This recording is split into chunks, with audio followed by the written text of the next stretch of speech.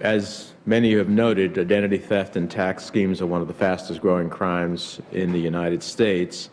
Not only do the victims, who are disproportionately low income and vulnerable populations, lose millions of dollars to these schemes each year, they're also subject, as Ms. Cirillo noted in her testimony, months, if not years, of overwhelming paperwork, credit problems, and inconvenience. One constituent of mine, who I'll just refer to as Sandra, experienced this nightmare firsthand. She contacted my office in March of 2013 to request help in order to restore her identity, which had been stolen in 2010. She didn't receive her tax refunds for 2010, 2011, 2012, was getting nowhere with the IRS over fixing this situation. Finally, after an additional 2 years of working with her, the IRS, and the Taxpayer Advocate's Office, we were finally able to resolve the situation earlier this year.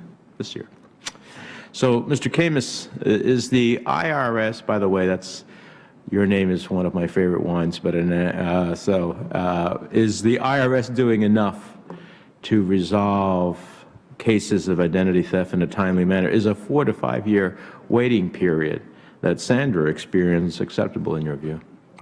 In my personal view, no, because I'm a criminal investigator and I know how horrific that type of an experience is for an individual.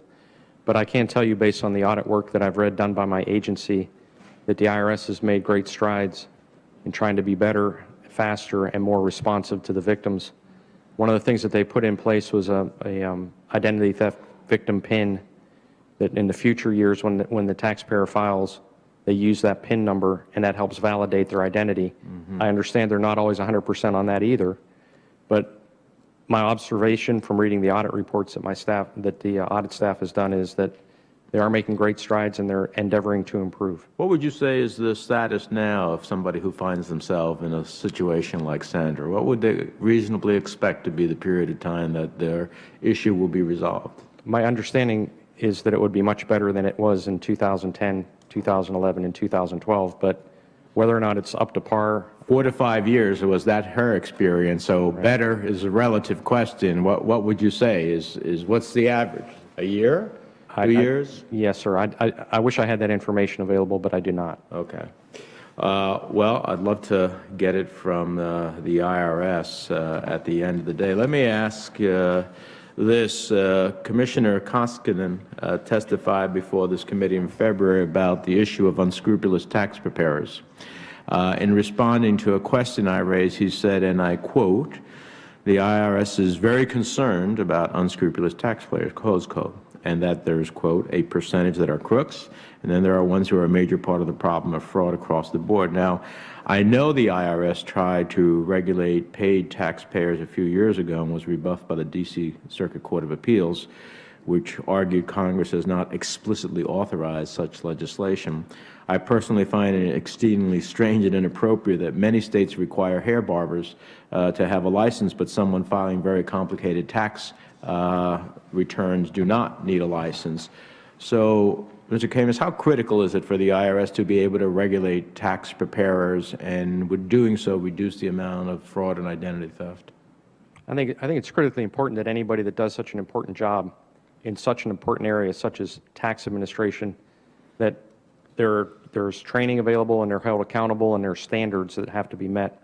I know we work closely with our partners in IRS criminal investigation and the Department of Justice Tax Division when we come across an unscrupulous tax preparer to bring them to justice. I think it's critically important that those individuals who elderly folks and other people trust and depend on to file very complicated forms because they don't understand, that they don't become victimized by the very people that they trust. Well, let me ask you this. Can you or Ms. Cirillo, is that the correct pronunciation? Yes, Senator. Thank you. Okay.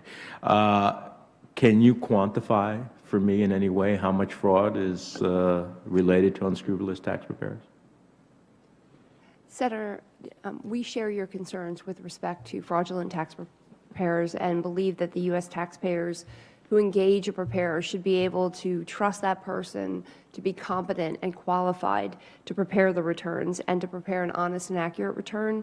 In the last year alone, the tax division has obtained injunctions against more than 40 fraudulent preparers and promoters, and will continue to prosecute those individuals who willfully assist in the preparation of filing the returns. So do you have any idea how many tax preparers there are? Final question, Mr. Chairman. How many tax preparers there are? Senator, I don't have that information in front of me today. Is that based on complaints, or is that based on the 40 that you, it sounds like a small number compared to the universe of preparers that I would assume that are out there. So was that based on complaints, or is that based on the service's own investigations? The tax division works with the Internal Revenue Service in identifying fraudulent preparers. And we, based on the evidence that we receive, we follow that evidence where it leads and pursue injunctions where appropriate against preparers. Do you have a number of complaints filed with you?